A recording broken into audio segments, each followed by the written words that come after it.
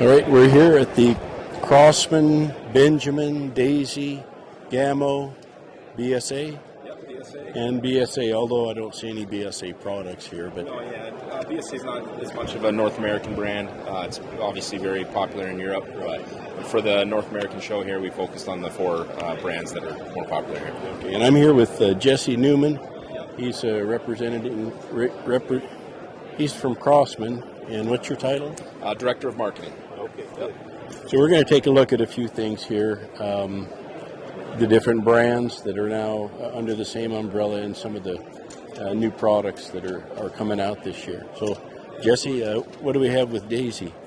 Sure. So obviously a lot of tried and true models here with the Red Rider and the 880, but one of the new items for Daisy is this new Woodland Trail model 1999. One of the biggest improvements on that one is a new look to the lever, a fun color combination there with that sort of greenish clay color, and then a Picatinny rail on the top here for mounting any optics. Who thought of that? Do you know? Kyle Whitus, our Director of Product. Oh, okay. That's kind of cute. I like that. That is so nice. You could put a red dot or a laser or something. Exactly, yep. Okay, cool. And what does Daisy represent in the whole scheme of things here? Yeah, good question. So Daisy is what it has always been. It's a great first gun for a young shooter or an introductory shooter. It's a lot of fun. It's generally lower power. It's about, like I said, about the basics of shooting. So Daisy continues to represent that consumer. One of the cool things about the merger is that we've got a bunch of brands that now complement each other. Instead of competing against one another, we have the opportunity to help grow the airgun market together and have a unique solution for every shooter. And Daisy fulfills that need at the introductory level. All right, so here we are at the Crosman display, and what's new with the Crosman? Yeah, so a little bit more new items going on with Crosman, and I'll touch on Crosman as a brand and how it complements under the new umbrella. Crosman is a great plinking brand, of course, and what we'd like to say is sort of maybe your next airgun after a Daisy would be a Crosman in terms of those shooting soda cans, whether you're getting into CO2 pistols or full auto rifles. Crosman's a great performance brand on the plinking side. And then when you switch over to maybe some introductory hunting of squirrels or pests, Crosman offers a really good value option on that side of the spectrum. So from new item standpoint, again, touching on the value that Crosman brings to the hunting user, the Vantage Plus is a new item from Crosman.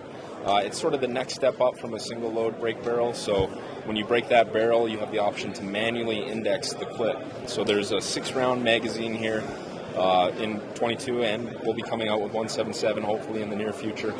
But manually indexed, so every time you break that barrel, you just quickly with your finger click it to the next pellet, and you've got a quick follow-up shot. It's a step down from a magfire or from a swarm on the Gamo side, which is auto-indexing. But again, thinking about that value that Crosman brings to the consumer. On the full auto side, we've got a couple new launches. The biggest one being the M1 carbine here, an M2 to some, but we're calling it the M1 just for that iconic look. This is a full auto BB gun, dual CO2 in the rear here with the included wrench. You have those CO2s facing away from each other so that they easily pierce. We have a roughly 300 to 400 BBs in the stock here, just quick fill. And then one of the best parts is after you've shot those full auto rounds, within seconds you just flip over the rifle, pull out this tab, give it a couple shakes, slide that back in, and you're ready to go for 25 more. Yep.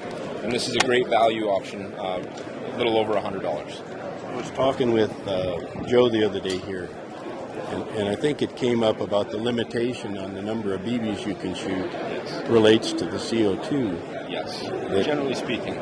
So if let's say we were to extend it to 50 rounds of BBs, you'd probably start to see some freezing on the CO2 just because too much gas is being released at the same time. The valve would lock up. Exactly. Yeah, so 25 is a nice, it's a nice number anyway. You can do a lot of damage to a can with 25. It's a good sweet spot. I like to say with two CO2s, if you use this only in full auto, you might get about 4 cycles of the magazine, 100 shots. If you drop that down to single shot, you're going to roughly double that. A little bit more on the higher end performance side. We've launched this in a white and black version. We're looking to come out with an all black version. We've had a lot of excitement on this item this week. So this is the full auto ST1, has that quick remove buttstock, as well as a quick remove barrel. So you can quickly go from rifle to pistol mode. This is a barrel extender, so if you take it off, your velocity does drop. So maintaining the velocity at the highest speed, you want to keep that on. Lastly, we have the typical dropout magazine. Again, with dual CO2, roughly 300 to 400 BBs, and it also incorporates that quick reload feature. Yeah, nice. That's a huge improvement. Pick rail for accessory mounts, and then this one comes with flip-up sights. This can be roughly double the price of this one. And then last but not least, this is the Gamo, developed by Gamo. It was the Gamo Vapor. As again, talking about merging of the brands, this product just made a lot more sense under the Crosman brand. Again, talking about who that target consumer is, somebody who wants a value option in the hunting space. This is a pump rifle, 10 pumps, you get 1,100 feet per second, so it's the fastest pump rifle in the market. This is in 177? 177. The other cool thing is it has a 10-round magazine.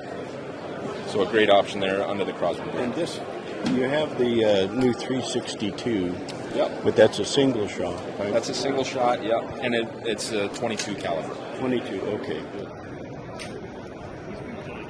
All right, what's up with Gamo then? All right, so we talked about Crosman filling the need for that value consumer on the hunting side. Gamo is maybe your next gun after buying that initial Crosman brake barrel. If you want to step up in performance, Gamo is going to have a great set of features and products that'll fill that need. Gamo has famously done a great job with the auto-indexing magazine. They're on their Gen 3 now, which has made improvements to loading as well as power. So Gen 3 Gamo in the auto-indexing, as well as the most exciting launch that we're coming out with is the first 25 cal with the auto-index. In the Swarm. In the Swarm, exactly. The difference then is that from last year to this year involves improvements to magazines and 25 caliber. Exactly. And then that lay flat magazine from the original Gen 1 is going to help you with scope picture. Do the old magazines work on the new gun? I don't believe so, but don't quote me on that. Okay, I so can find out. Don't buy it on that, thinking you're going to do it, because it might not. We don't know. And I'll double check that, but I don't believe they're cross-compatible. And finally, I guess we have the Benjamins. Anything coming up with Benjamins this year? Absolutely. So not so much brand new on the Benjamin side, but we do have a few recently launched items in the last year or two. The most exciting, I would say, being the Bulldog in a 257 caliber. So we have the new M series of Bulldogs, which is an improvement on the original Bulldog. We've got more power and more performance out of that. And we've launched 3 calibers, 257, 357, and then the original 457. Oh, wow. So the 257 just launched within the last 6 months. And we're really excited about that as a predator, great predator gun for coyotes or whatever you need. 140 foot-pounds is the maximum power that this one produces in that 257. Well, that's plenty for a lot of hunting situations, yeah. And you get 5 shots in a magazine, and you get roughly 5 full power shots before you'd need to add more air. The next one is the M600. This launched about a year ago. So the original air bow shot roughly 450 feet per second. This one's pushing over 600. We advertise it at 600 feet per second, but you can actually get a little bit more than that. Again, that's a 300 foot-pound arrow, fastest arrow on Earth. The arrow is hollow. It obviously loads on this rod here, and where the air releases from, what you're talking about, is at the tip of the arrow. So it's almost, I like to say, it's pulling the arrow downrange versus pushing it like a typical arrow. You get a much more stable flight. We're seeing incredible accuracy out to 30 yards. And then, like I said, 600 feet per second. Right. And you touched on needing a specific arrow. This has so much power in the new M600 that we actually had to make a custom arrow just for it, because the older 450 FPS arrows were not able to withstand, from a durability standpoint, over time, they weren't able to withstand this much power. Too much power for the arrows. That's correct. Well, while I have you here, are you moving to Arkansas? So we've still got a very good footprint in Rochester, New York. We're still doing manufacturing there of Benjamin and other guns and optics and things like that. So there's no plans to moved the footprint from Rochester, but we definitely have our headquarters in Arkansas as well. Well, what are they going to be doing in Arkansas then? So Arkansas is primarily a distribution center, customer service, things like that.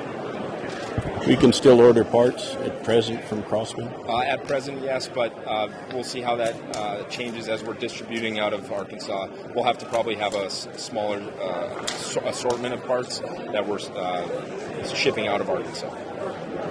Okay, because there's a lot of chatter, on the air gun forums about the move and worrying about customer service, that type. Because Crosman has always had a very good reputation for that. So, okay, well, Jesse, thank you. I appreciate you taking the time, and I'll let you know when this goes up.